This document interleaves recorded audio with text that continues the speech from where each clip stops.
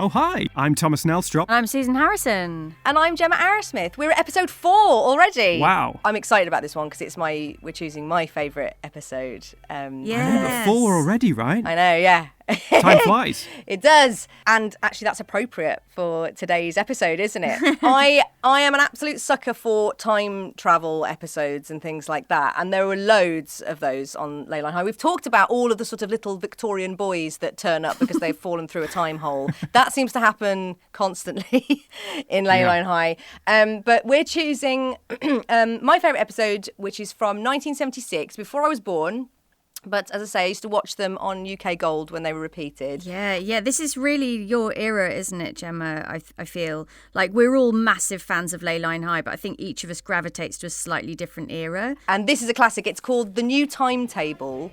Now, not to be confused with The New Timetable, which was a later episode from 1991 about the sort of a delivery of like new desks to the school that had time travel property. Do you remember that one? Yeah, that was brilliant. Do you remember that?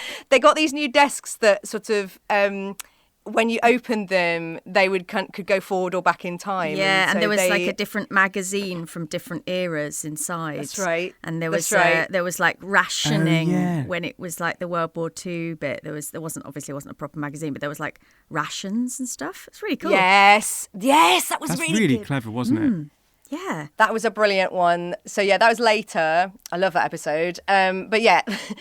There were a lot of overlapping titles. So we've got, it is confusing. There's The New Timetable and The New Timetable. And I think there's also one called New Times Tables, which is where like maths goes differently. Like, because like 2 + 2 doesn't equal 4 anymore. Like maths has broken. That did not go down well with the education teachers. Department. Do you remember that? Those titles are kind of running gags, sort of, aren't they? Because they had that episode called "There's a Dog in the Playground." Yeah, and that was all about a dog that they found in the playground. And then there was like, "There's a bus in the playground." Yeah, where a sort of bus had just appeared. Yeah, from nowhere. The thing I love about the There's a Dog in the Playground is there was almost nothing supernatural about that episode. It was just exploring what would happen if a dog got into the playground. And I think everyone just started off bored, and then by the end of it, they were just elated that they'd seen a dog. Yeah. That was just the episode. And then you go, well, can we have some ghosts or something? Is the ghost, and you're watching it going, and the dog's going to be a ghost, and then it just sort of ends. Yeah. Oh, well, that's lots of missed opportunities in that episode. Yeah, you would, but the thing is, you can't really compete with a dog, can you? Like, I suppose that's true. A dog in a playground is the most incredible thing. Good times. So let's get back to this episode, 1976, The New Timetable. I love this episode. So basically it starts with an electrical storm that sort of hits, like a bolt of lightning hits the dot matrix printer, which by the way was very exciting technology when this went out. Yeah. And this printer is printing out the new timetable for the new school term, and then things go awry. The lightning happens, and then it's discovered by the head teacher and the deputy head. I just can't understand it. I set all the timetables to print last night, but they've come out all singed at the edges, and the ink's sort of shiny. And that keeps happening. What does? Static electricity or something. I keep getting shocked. You'll be even more shocked when you see the latest maths test results. They don't know their cos from their sine. It's hopeless. Oh, you're not still worrying about those timetables, are you? Get them up on the notice boards and let's go to assembly. The vicar is talking about loving your neighbour or something. Not likely. My neighbour stole my bin last week. Good setup, that. Yeah, really good. That's a strong setup. Yeah. It's really good. In terms of setups, I would say that was a strong setup. There's something about a printer as well. Like, it's very evocative of that time, isn't it? Yeah. The sound, it's so brilliantly grating. And what I love is that I think you could do this episode now and it would still work. Like printers going wrong, yes. I think is it's still a perennial issue, isn't it? Yeah, for sure. I really love the relationship between Miss McMaynard and Mr. Tolbert. Yeah, so it's much. sweet. Yeah, it's really growing, isn't it? Yeah, and I really like his kind of at this point, his grumpiness is kind of endearing. Yeah, before it became tiresome. yeah, before it became. I wonder if this is sort of the point where they've sort of got over themselves a bit in real life and maybe resigned to the fact that they're going to be working with each other. Yeah, because it's 5 years in at this point. Like, it started in 1972. This is like season 5. So initially, the two actors had a lot of. I mean, we've already mentioned it was like a boxing match because they had really different acting styles. They used to sort of go to opposite sides of the room. When they yelled cut, they would just sort of disappear to opposite sides of the room. But I think you're right. It feels like that's softened off camera, and they're kind of getting on a bit better now, doesn't it? Yeah.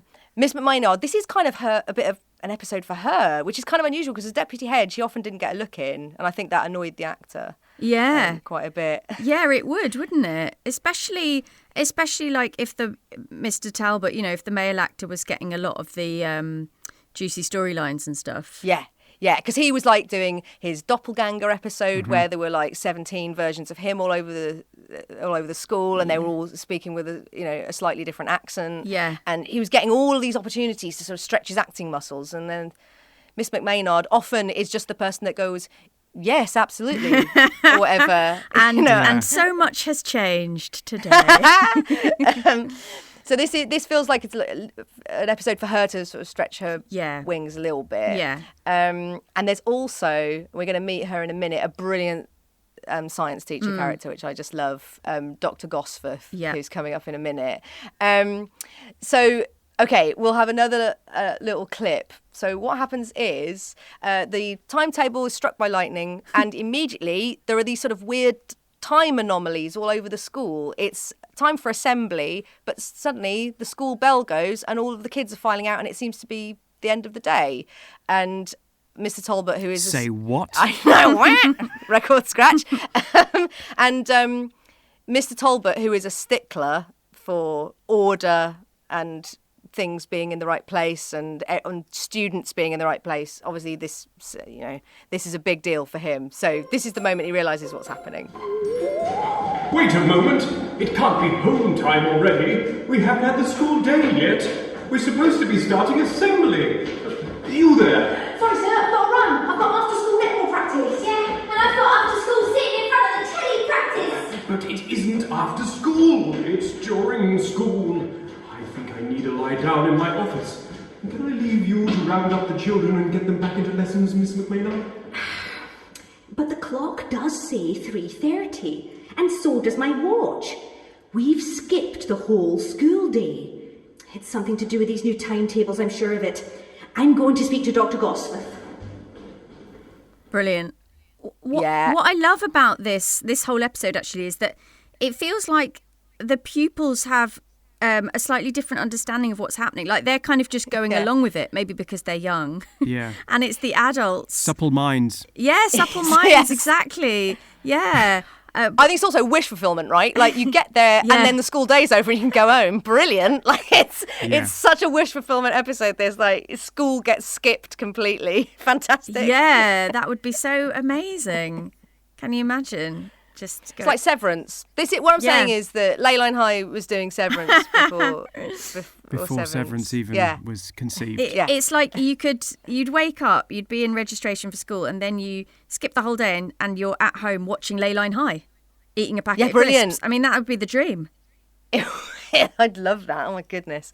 But you can see how quite a lot of episodes of Leyline High irritated the education board. Yeah, for sure. And you can see why. Because episodes like this do paint it as, oh God, get school out of the way, for goodness sake. You can see why it irritated them a bit. Totally. And I think that's what, going back to the timetables episode we mentioned earlier as well, like they actually spoke about that in Parliament, didn't they? Do you know, I was looking into this. The number of times Leyline High is mentioned in Parliament is surprising. Because there was, they did all of the typical school stories like drugs and bullying and things like that. But they also there was a big campaign in the 80s, which was don't get a Ouija board. Do you remember that? And then that was there was a whole, and like there was like a charity tie-in single, wasn't there, about like don't raise the dead or whatever. Don't talk to the dead. Don't talk to the dead. Don't engage with the dead. That sort of thing. Don't raise your friends from the dead, and things like that. And good friends don't raise their friends from the dead. I remember there was like a girl in the middle with a big scrunchie who went, if you're a good mate, you won't raise your mates from the dead. You've got a warning that can't be ignored. Don't muck around with a Ouija board. It's a bad idea to make the dead come alive. Just resurrected someone from 1885. And it turns out it was not much fun. Our family and friends could not believe what we had done, because it turns out that in Victorian times, the man we resurrected was hanged for crime. And unfortunately, there was also a verse from someone who was actually dead as well. Yeah. They were saying, I really shouldn't be here singing this to you, but I feel like it's my duty. Yeah.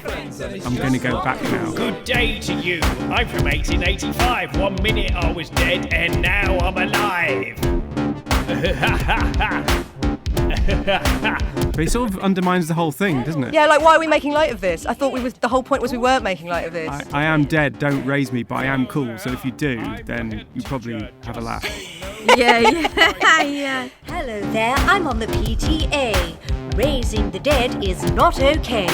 Hello there, I'm the caretaker. Could you please just take your cans and your bottles away? Don't have a seance. and don't be the host. You may summon up a demon, a banshee or ghost. Confused messages. Really confused. And you're very much regretted. I mean, I think that is also kind of a theme of Leyline High, is like sometimes confused messaging as well. Because it ran for so long, and so they're going to do episodes that kind of contradict one another and have messages that contradict one another. Like they did one where it was like, if you're being bullied, you should just like give them a quick punch and that'll teach them. That was in the 70s. And then in the 80s it was like, no, don't be retaliating, just walk away.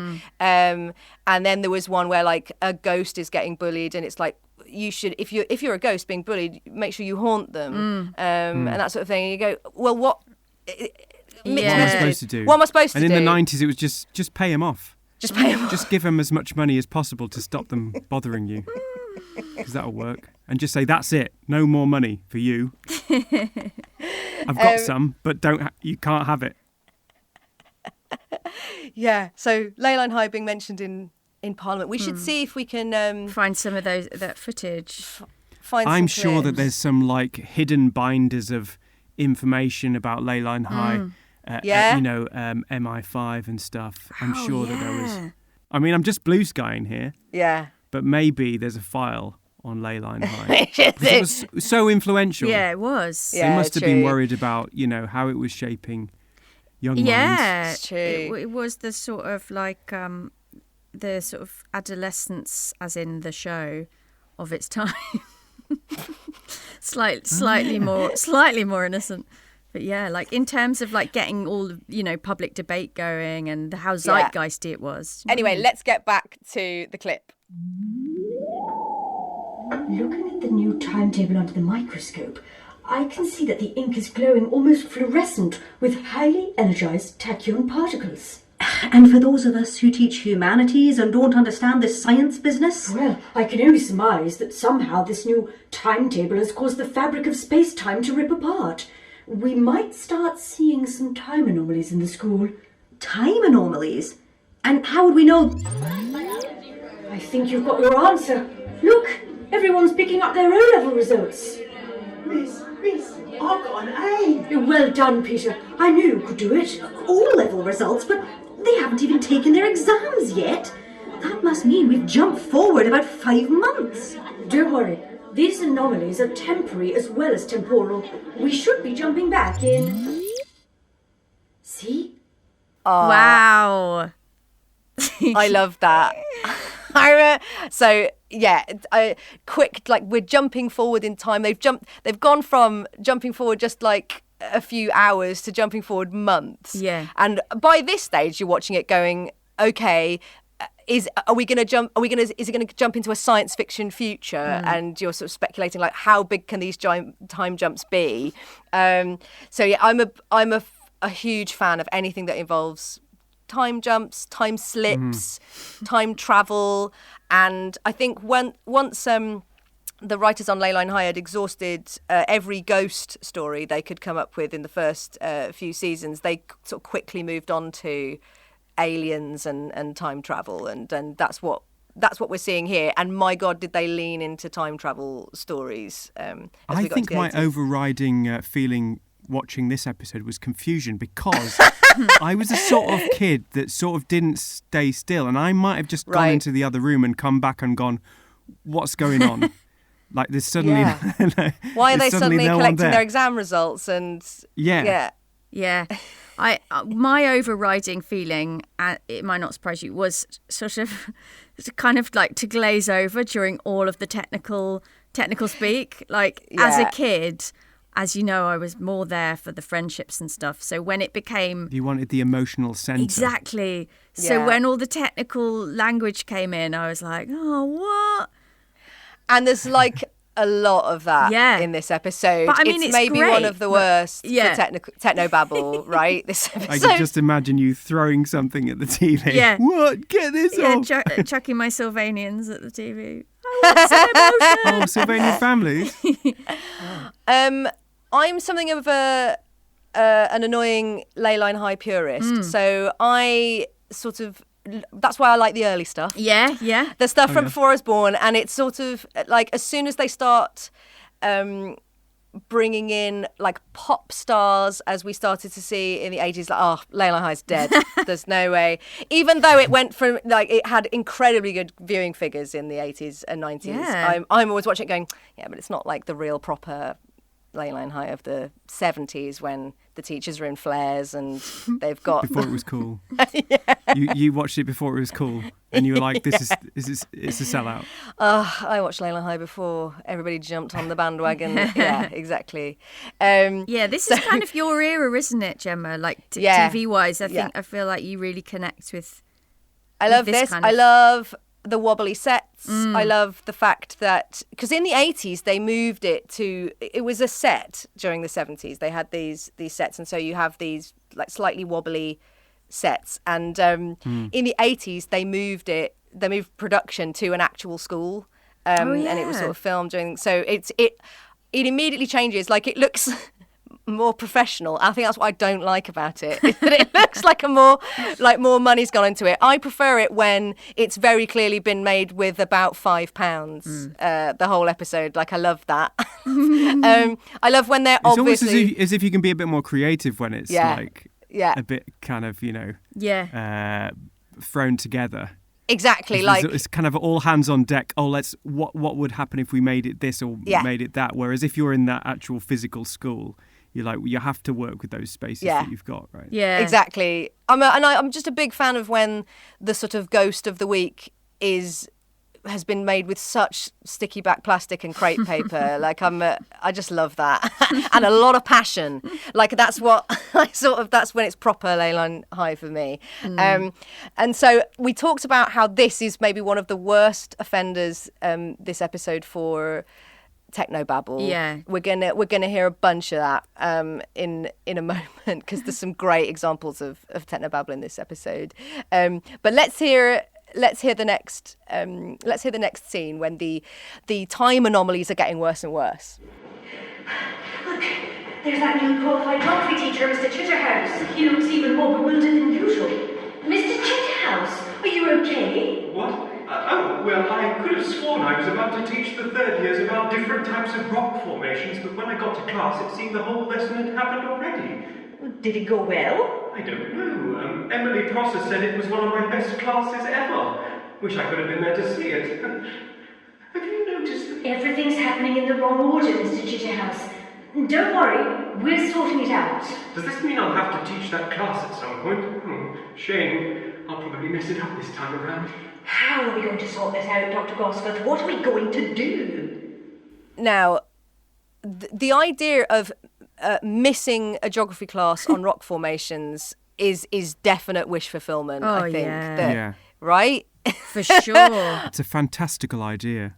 I love the character of Mr. Chitterhouse, the geography teacher. Like, he's this really stressed out, newly qualified teacher who is in it. He's only in it for this one season, but I think he's such a good character, and he's so sort of meek and terrified of the students, and it cracks me up that he reminds me of substitute teachers. Yes, he's like a substitute teacher that somehow landed a permanent job, and he's like constantly in substitute mindset. You're completely right. Like he's so nervous. Like there's one episode where he a student comes in to ask him a question about like igneous rocks, and he like flinches away from them. And I'm thinking it's so funny that he's scared. Those pupils really do smell blood, don't they? Yeah. There's another episode where he's actually tied up by them, and he has to escape from the loft in the school. That's so brutal. It's a good episode. He's sort of wriggling through the air vents. Yeah, and they've like tied in every him. single scene, you just hear this doo-doo, doo, and he's like, oh, he's going through the air vents.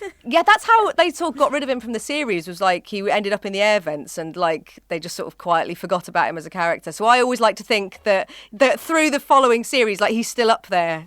Just like, and the occasional sort of bumps and knocks you hear aren't just the sort of camera hitting something, but they're actually Mr. Chitterhouse still in the air vents still trying to for escape. Eternity.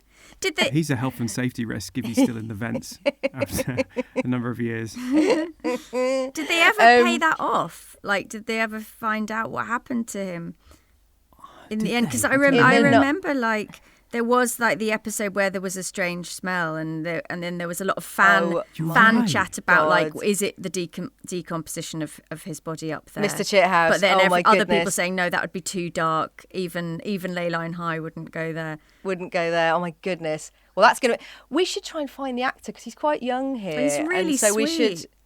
We should try and find the actor and see if never seen him in anything else. No, I need to look him up on IMDb, but quite a few of this is an interesting thing, and we're going to talk about the so-called curse of Leyline High later on, but but like there are an odd number of actors, not just the child actors, but people who played the teachers, who just did Leyline High and then didn't go on to do anything else, or like if you look them up, weird stuff happened to them, and it's all been attributed to this thing called the curse of Leyline High. And I mean, I remember that when I was growing up, that the tabloid newspapers would quite often lead with the curse of Leyline High strikes again. Yeah, another of the old generation actors has died of natural causes.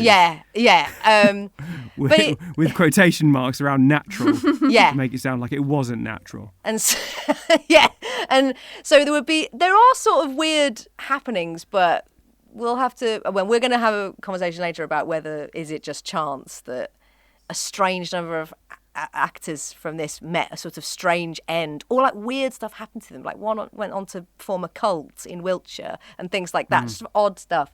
All of which has been attributed to the curse of Leyline High. Anyway, we should find out whether the actor who played Mr. Chitterhouse like fell prey to the curse of Leyline High. Fell down a well. Okay, so at the end of that last scene, Miss McMaynard says, how are we going to sort this out? What are we going to do? And Dr. Gosforth launches into, I think, one of the longest bits of exposition. I was going to say ever seen on the show, but maybe ever seen on television. Yeah. Because it goes on for, like, it feels like it goes on for minutes. It's absolutely phenomenal. Like, how anyone can remember that. Yeah, one shot. Yeah, like, I would struggle to just remember, like, one of those sentences, but that actress had to talk for so long in incomprehensible language. It's amazing. Well, I was going to say, there's a moment halfway through where you see that her eyeliner is slightly shifted. So that is like definite. I think that's even been confirmed. So the actress was called Laura Schelling. Yeah. And she, I think, later said, like when she was being interviewed about it later in the sort of 90s, it was when they did this 20th century. It's when they did this 20th anniversary special, this documentary. Do you remember that in 92? Yeah. It was like a big celebration on the BBC of like 20 years of Leyline High. And Laura Schelling said in that documentary that she had to have some of it pasted on boards because it was impossible to remember. And some of it was sort of vaguely real technical language, and some of it was absolutely stuff made up by the writers. This doesn't mean anything. I was going to say, do you think this was researched, and do you think this is accurate sort of scientific stuff? I think it's it's all real. I mean, magic is real. I think some of it is, they've done a little bit of it. They've opened a science book. Yeah, they've just flipped through it and picked a random page. I think so. Because also we should play some of the choice bits. Yeah, okay, that's a really good idea. We should play some of the choice bits. Okay. We can't play all of it because obviously it is huge, but let's play some of the bits. best. The best of Dr. Gosforth's technobabble. Here we go. The endochronic machinator must have degraded the elliptical disruptor. Heliotropic interference is inevitable. But that doesn't mean we should just let the hyperextended hydrogen bonds multiply until there are copies of Mr. Talbot all over the school. You just don't get it. The hypergalvanized particles are creating some sort of positively charged ionic field. You just don't get it. If we don't stop the molecular subdivisions, the heterotrophic eukaryotes will take over the entire sixth form common room by the end of the school day, and the whole planet by Sunday. We need to contain the mutations to the exposed 5-phosphate on one strand of his DNA helix, or the sheer number of Mr. Talbots will become uncontrollable. The world is at stake here. You just don't get it. Wow. Wow. Poor Dr. Gosforth, always having to tell everyone how high the stakes were. Yeah, and it was always like the world was going to end. If you wanted a kind of world-ending storyline, it's Dr. Gosforth that has to sort of deliver that news. Yeah, she never. I feel like that world is at stake thing is what brings everyone back into it. Oh, I didn't understand any of what she was saying, but the world is at stake, so I'm on board. Come on, let's sort this out. Yeah, you always kind of go on this journey of bizarre technobabble, and it always comes back to, so what this means is, in terms of the storyline, is we're all going to die or whatever. Yeah. It's always a little simple. Okay, yeah, right. Yeah, so I should. I understand that. I should care about that. Okay. But basically, and they lent on this response a lot in the show. No matter what she'd said or how many minutes she'd gone on for, the response was always really similar. It was always like this. I don't speak science, Twaddle. Give it to me in English. I don't speak science, Twaddle. Give it to me in English. In English, please. Can we have that again, but in English? This time in English. Can we have that again, but in English? In English, please. Parlez-vous anglais? Can I have that again, but in English? Give it to me in English. In English, please. Can we have that again, but in English? Grating, I imagine, for Laura Schelling, the actor. So grating. I mean, she is a really interesting person, I think, as in the actress. Yeah. And apparently at one point she did, there are rumours that she did go a little bit insane at one point when she was getting married. And they went away, the night before the wedding, pretty big deal. Yeah. But she still had to learn. She had so much to learn for when she got back from the honeymoon, and she was sticking it up around the room in her wedding dress, and just actually apparently had a bit of a psychotic episode. Which at the time, she would have had no support for. No. And during her speech at the wedding, I think it she came started out going on about positively charged ionic fields and things. Yeah, I remember reading that too. And also, this positively charged ionic field to be your helix. We don't know whether it's just the tabloid newspapers making things up, but there was a report that. Are there any elliptical disruptors in the room? Yeah, I mean, I'm sure the tabloids exaggerated it and, spun it and stuff. But I think the grain of truth is there that, this would drive you a bit insane, wouldn't it? That's true. Yeah. Poor Laura Schelling. We'll play out a clip of Laura Schelling talking on that 20th anniversary documentary. This is her explaining what it was like, I guess, to learn some of those lines. I never had a clue what I was saying. I tried to spend as little time as possible learning the scripts because it was all such nonsense. I mean, I'm an actor, so naturally I wasn't any good at science at school. So it was a bit of a drag having all those technical lines. But they paid quite well and they gave me the summer off to do Hedda Gabler, so I tried not to complain. Yeah, poor Laura Schelling. Poor Laura Schelling. She was really old school, wasn't she? She was like a proper rep actress. Yeah. But it is not. I mean, I was quite happy to hear that they did give her time off to do Hedda Gabler. Yeah. I was surprised that I was really they were surprised. that giving. Yeah, I know. And imagine getting a job like this and going, yes, I've got it. Brilliant. And then just you get the script in and you go, oh no. I guess it's this is my life for the next so many years, learning this sort of stuff. learning this. You would go insane, wouldn't you? You would.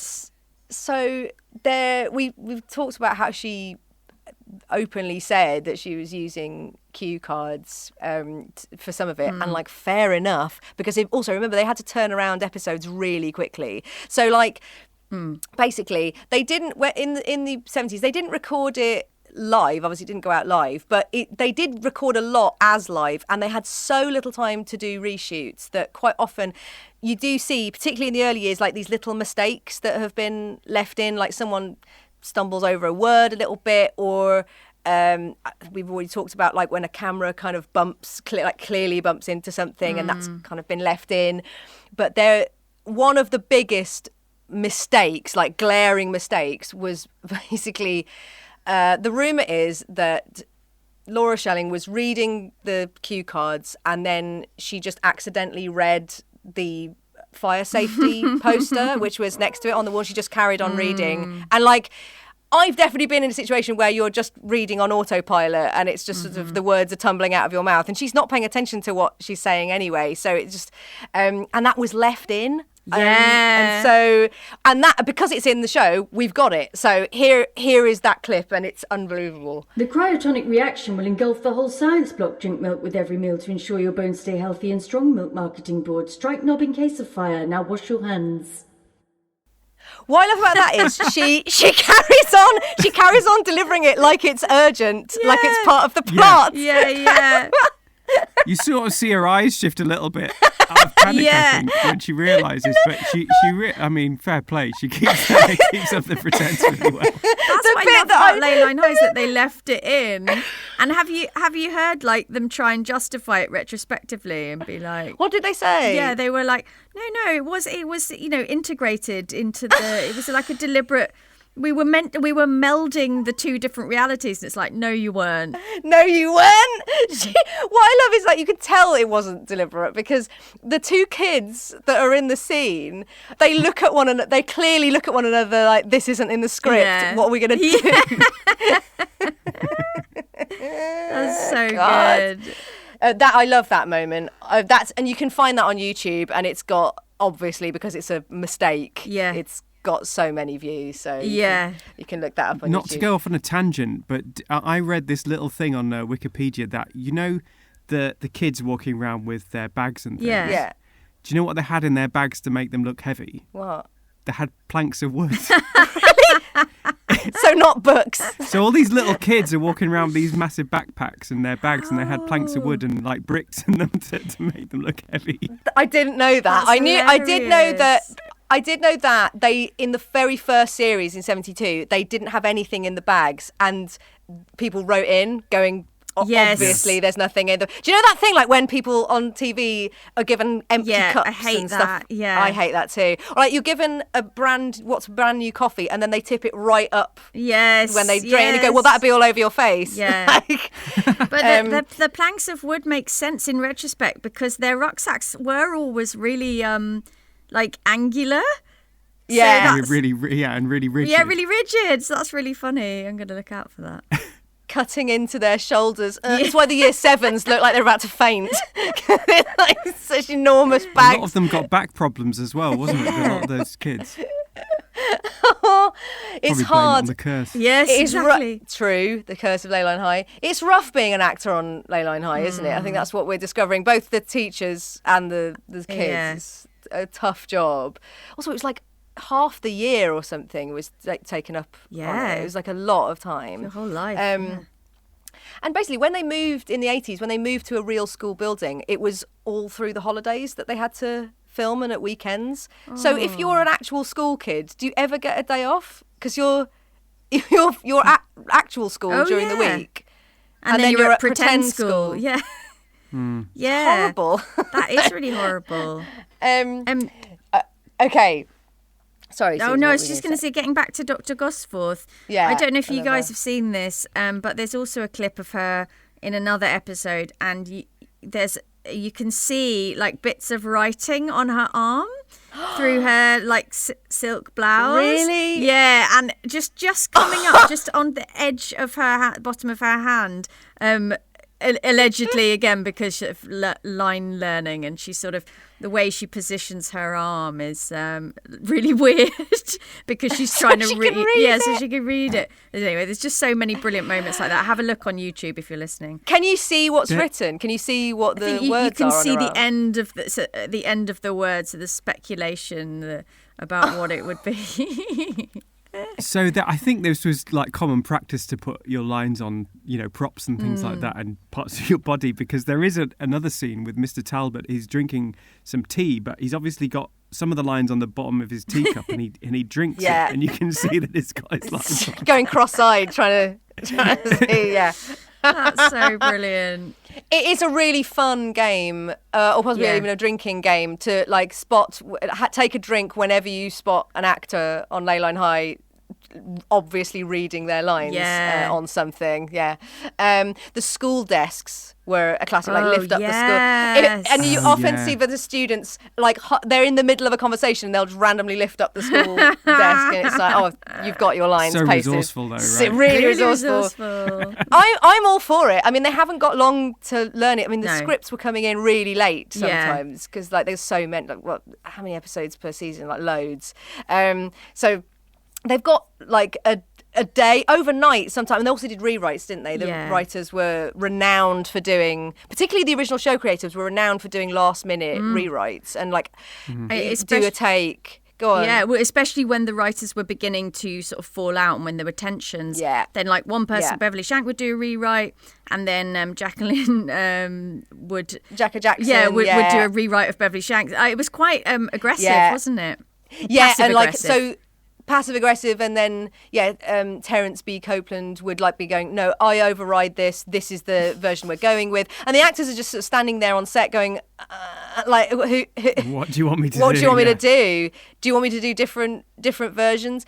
And when the sort of that tension really sort of reached its height, there were multiple episodes that had several versions recorded, and then the three of them argued in the editing room as well. Yeah, oh my God. Over like which version are we going with? My script version, your script version, and it's we're still on the hunt to try and get the three of them together into a room. That's still the sort of goal of this show, really, isn't it? Yeah, to definitely. try and reunite them. Yeah. We'll hope to get the three of them together into a Zoom call or a phone call together into an actual room would be amazing, but that's a bit of a pipe dream, isn't it? But hopefully one day, you never know. Wouldn't it be great if it was just like water under the bridge and they got on fine, and like we are then the people that reunited the writing team? Wouldn't that be great? It's the dream, Gemma. And they go on to write a new series, a proper reboot.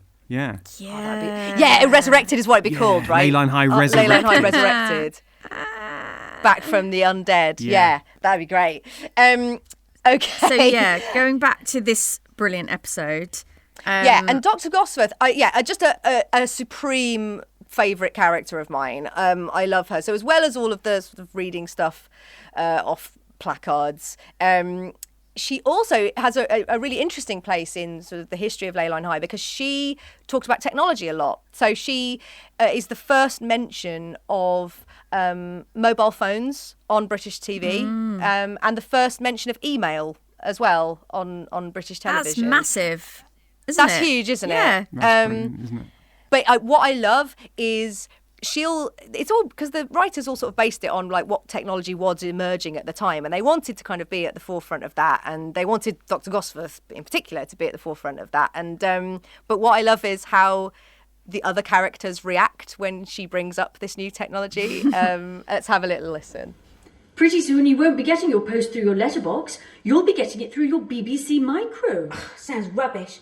How will my nan put a fiver in my birthday card if it's just made a computer chip? All this talk of microchips is making me hungry. There are phones being developed right now which you can carry around in your pocket. Pretty soon your phone won't be attached to your house. Instead, you'll be able to take it anywhere with you. Perhaps with some sort of implant in your brain to act as a transmitter. You just pull the antenna up from the top of your skull and you'll get perfect reception anywhere, except in prisons or central London. So they didn't get everything right. They didn't always predict the future. That's right. So good. What if you were in a prison in central London? Did it override it? Yeah, would that cancel it out and you would get good, or would you get doubly bad reception? I'm not sure. You wouldn't even be able to hear anything. It would be like a vacuum. Yeah. Yeah. Yeah. You'd be able to hear yourself, yeah. Yeah. Quite like the idea of like pulling an antenna. I love that idea. Head, Absolutely love that. And when I was a kid, that really did, I spark my imagination. Do you remember the first time you used mobile phones, or that they came into your life? I remember there was an advert in the UK, wasn't there, where it was like, it's a phone in a box. Do you remember that? I don't remember that. There's like, was it Miss McMahon doing something? It could be, couldn't it? There was definitely an advert which was about like, there's always been phones in boxes, and it showed like a load of phone boxes, and then it was like, and now you can get this phone that you buy, and it's in a box. That was Someone I knew had a pager, but he wasn't a doctor. Cool. He was just, I think it's a young really person. flashy, isn't it? Was he the only person with a pager and no one ever paged him? Yeah, and it was that weird thing of like, I think maybe his mum would page him or something, but I think you had to use a normal phone, right? And phone an operator and say, please could you send this message? And then they would type it in. Like, can you imagine that now? I think it's really cool and flashy. Like if you're in a restaurant, it's like, your pager goes off. It's like, I need to speak to so and so. I need a phone. I think that's so cool and flashy. Oh yeah, still. and they bring it on a platter. Yeah, brilliant. I used to be so fast. I didn't have a phone at school, but like I remember in my college days, I had this Nokia. And I was so fast at texting with my thumb, and I actually miss that now, because on these touchscreens, I can't actually type anything out that makes sense. It always goes for the wrong thing, the wrong button. And if I had that like clickiness I was like a texting Svengali. That clickiness of like the phone, I could just do it really quick. I teach my thumb would be so quick. It was really satisfying, that Nokia 310. 310? Yeah, it was really like, satisfying. That was one, yeah. Physical buttons, absolutely. Do you remember there was an episode, actually, I think it was in the early 80s, and it was called Paging Mr. Talbot. Oh, yeah. And it was about when Mr. Talbot gets a new pager, and he's really resistant to it. But Miss McMahon like persuades him to get one, and then he starts getting peculiar messages that are perhaps from the dead on it. So, yeah, it's a good telling episode. Him to kill. Telling him to kill. But he gets really obsessed with it, doesn't he? And he tries to carry out those messages, which I think actually was really like forward thinking. Like everyone's hooked on their technology now, aren't they? And I think that was like ahead of its time.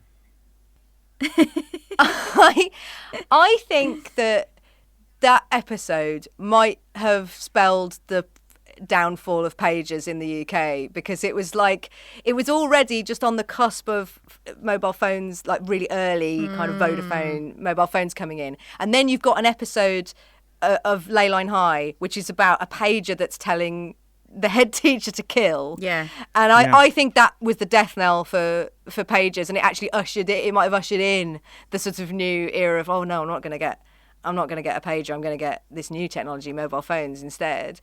Skip all that stuff that's instructing me to murder. Exactly, yeah. I don't want that. Because who needs that on their doorstep? And they did.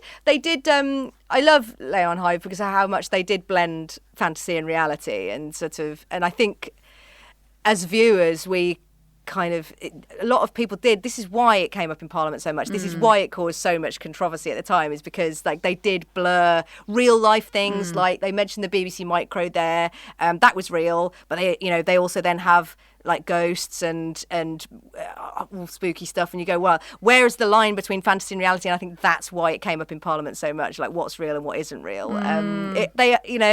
People would camp out outside the studios where they were filming it, saying, oh, my daughter's possessed. Is there anything like maybe the producers could do about this? That was the thing about Leyline High. It was kind of all things to all people, wasn't it? Yeah, because exactly. it was doing so much and it was covering so many issues that everyone had that kind of connection to it. You see what you want in it. You go, oh, yeah, no, this is like a documentary, all of this. Or you go, oh, this is just a fun kids show. Or, yeah, I think you're right. Or you're there, Susan, for the romance. Yeah, you're there for the sort of emotional stuff. Yeah. Boring. The important deep friendships, without which we would be nothing. Or you're there for the, the flares and the papier-mâché monsters. Yeah. It's like there really is something for everybody. Okay, we should get back to the episode. Okay, so as the episode progresses, these time anomalies get more and more extreme. Let's have a little clip of, this is probably my favourite scene. All the problems began with that printer. It must have experienced some sort of huge power surge which ripped a hole in the space-time continuum, no smoking in the corridors. And look, there appears to be an Elizabethan boy in Mr. Peasebody's history class.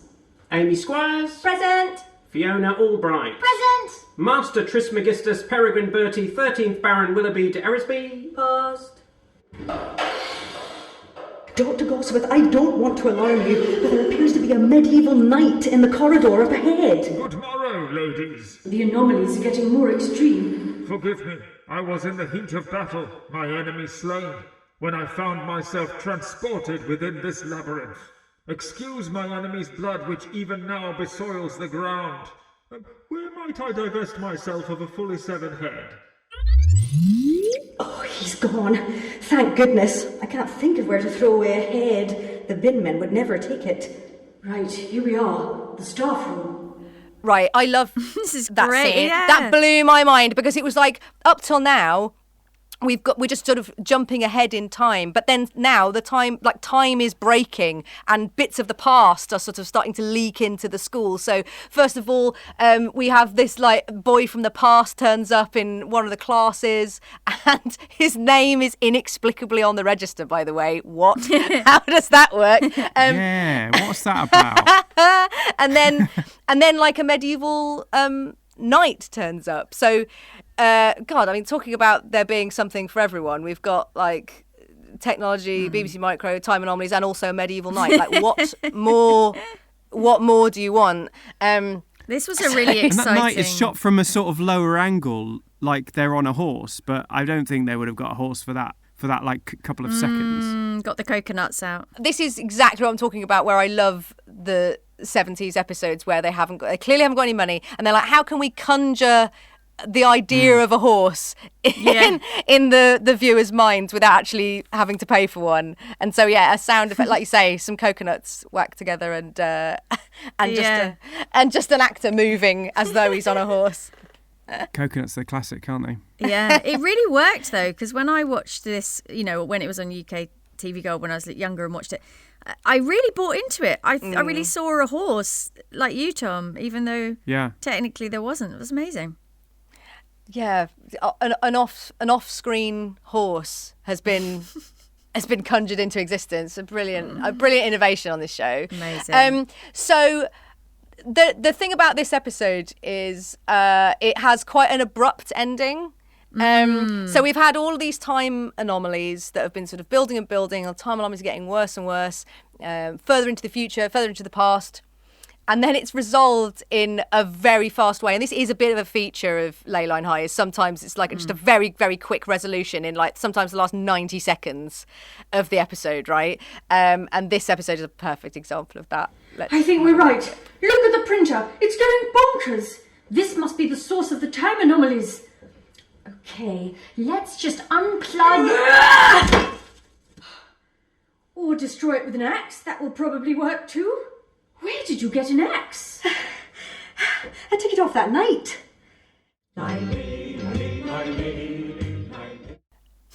So it just axing a printer. That's why they had the knight in. That's why they had the knight. They were like, where can we get this axe from? Let's put a knight in. Oh, and while we're at it, put him on a horse. It's such a great, brutal ending, isn't it? Yeah. It's almost like the writers got a bit tired and they were like, I don't know. How are we going to wrap it up? Just smash the printer up. Maybe they were also having problems with their printer at the time. Well, I was going to say, I bet that was what was happening. You know how this episode is a lot of wish fulfillment, like the school day being over very quickly, skipping a geography lesson. I think axing a printer into little pieces is part of that, right? I totally get it. Little dot matrix printer. Yeah, who do you think you are? Getting stuck. Yeah. Yeah. Smash you up with an axe. Just wish fulfillment. So yeah, that's my favourite episodes. I love it. It's brilliant. It's a really good choice, Gemma. Such a good one. Yeah, I can see why you like it. So good. So as ever, listeners, do get in touch with your favourite episodes of Leyline High. Are we just wrapping this up really quickly and like they just did in basically, an episode? Is that what we're doing? Taking a leaf out of their book, yeah. I'm actually going to smash up my Bluetooth printer. I think we should all in solidarity smash something up. My new laptop, smash up a so printer. fuck it. But I'm going to organise a little sort of communal printer smashing in honour of this episode. And do get in touch, listeners, with your favourite episodes of Leyline High. Do you have a favourite episode? Do you have a favourite character or storyline? Let us know. We are Leyline High Rewind at gmail.com. You can find us on Instagram at Leyline High Rewind or on Blue Sky at leylinehighrewind.bsky.social. Drop us a line and let us know. Because we really want to hear from listeners, don't we? Yeah, totally. Yeah. I want to be reminded of stuff that I've completely forgotten about and that's just going to really take me back there. Yeah. And we'll try and dig anything out as well. If someone's got a specific memory, we'll do our best to try and find it if they haven't been able to find it on YouTube. Yeah. If you've got a video of you smashing up a printer or trying to text someone, send that to us. Send that in too. If you've had any murderous pager messages, let us know those, that sort of thing. And if you've got a severed head lying around, feel free to send that in. Yeah, absolutely. Or a picture of you on a horse. Or not on a horse. A picture of you pretending to be on a horse. Because Leyline High is so enormous and there are so many episodes that you're right, Susan. Like I want to hear of some episodes I've forgotten that were our listeners' favourites maybe when they got home from school. So yes, do get in touch. And if you've enjoyed listening to this, do give us a review on iTunes or Spotify or wherever you get your podcast. That really helps us out. And so it just remains for us to say thank you so much for joining us for this 4th episode. We will see you in the next episode. It's goodbye from me, Gemma Arrowsmith. And me, Thomas Nelstrop. And me, Susan Harrison. Thanks so much, listeners. Bye. Bye. Lay, lay, lay, lay, lay, lay,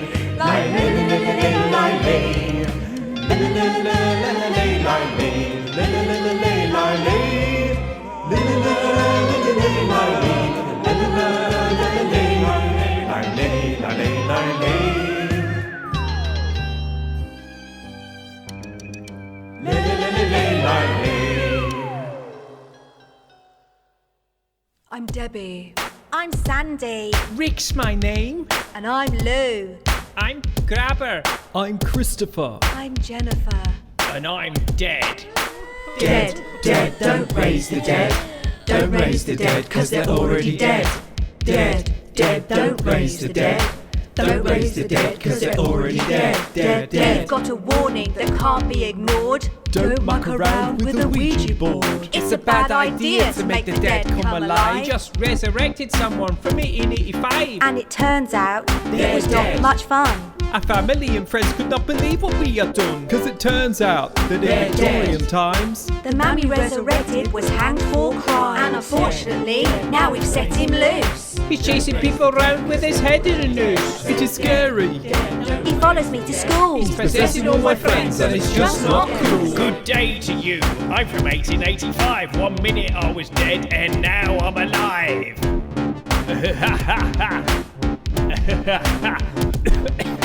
Hello there, I'm the deputy head. Don't interfere with the dead. Hello there, I'm your head teacher. Just say no if the dead try to reach you. Hello there, I'm on the PTA. Raising the dead is not okay.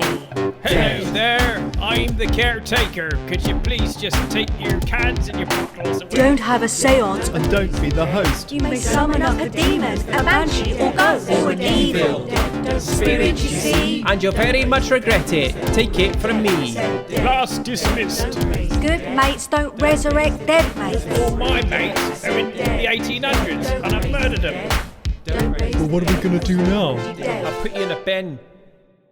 Leyline High Rewind was written, improvised and produced by us, Susan Harrison, Thomas Nelstrop and Gemma Arrowsmith. Editing and sound production by Thomas Nelstrop. Music by Tommy Music. The original Leyline High theme was composed by Mason St. Pellorth. Artwork by Tom Crowley. If you enjoyed the show, please give us a review on iTunes, Spotify, Podchaser or wherever you get your podcasts. But more importantly, get in touch with us to share your memories of Leyline High, the show that everyone remembers. You can email us or send a voice note at leylinehighrewind@gmail.com. You can also get in touch via Blue Sky at leylinehighrewind.bsky.social and find us on Instagram at Leyline High Rewind. Or visit our website, leylinehigh.com.